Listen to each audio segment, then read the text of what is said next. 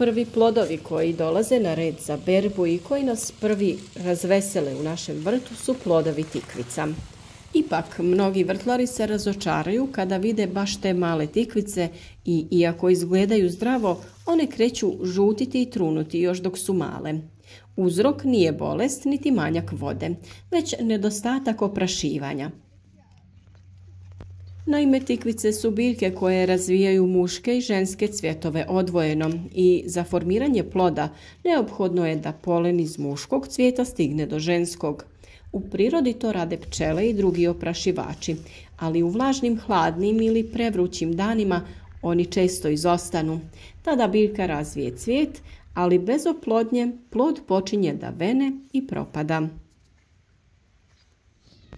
Pa kako prepoznati muški i ženski cvijet? Muški cvjetovi imaju dugu, tanku stabljiku i nemaju mali plod iza latica, dok ženski cvjetovi rastu tik uz stabljiku i iza latica se jasno vidi mala tikvica. To je plod u nastajanju. Ako taj cvijet ne bude oprašen, plod se neće razviti. U ovakvim situacijama tu je ručno oprašivanje, brzo, jednostavno i učinkovito. Ručnim oprašivanjem preuzimate posao pčela. Evo kako to učiniti. Ujutro, dok su cvjetovi otvoreni, uberite jedan muški cvijet, to je ovaj sa tankom stapkom.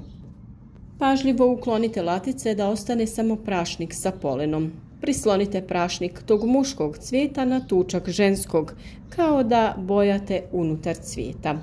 Možete koristiti naravno i mali kist ili štapić s vatom kako bi skinuli polen sa muškog cvijeta i prenijeli ga na ženski. Sam postupak traje manje od minute, a povećava uspješnost plodonošenja za 100%.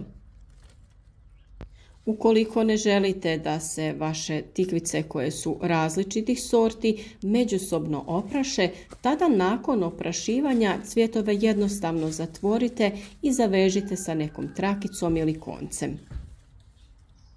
Drugi problem koji se javlja kod uzgoja tikvica jeste manjkavost jedne vrste cvjetova, to jest imamo više muških nego ženskih cvjetova ili jedni potpuno izostanu.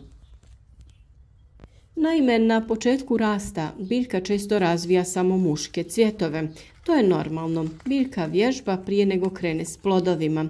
Međutim, ako predugo dominiraju ti muški cvjetovi, treba poticati ravnotežu.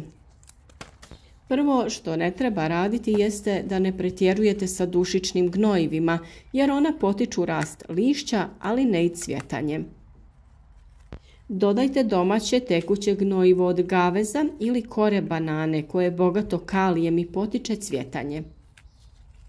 Biljka voli sunce, ali i vlagu u tlu. Malčirajte tlo oko biljke sa slamom ili sjenom da zadržite vlagu i smanjite stres.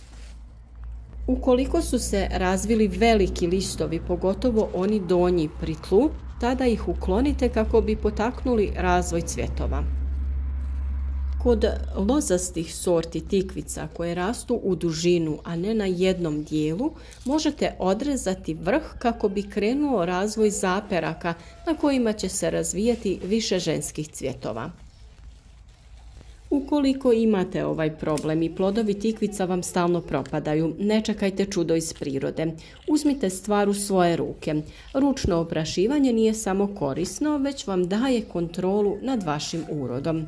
A uz pravilnu njegu i balans hranjiva, vaša tikvica će istovremeno nositi i cvijet i plod.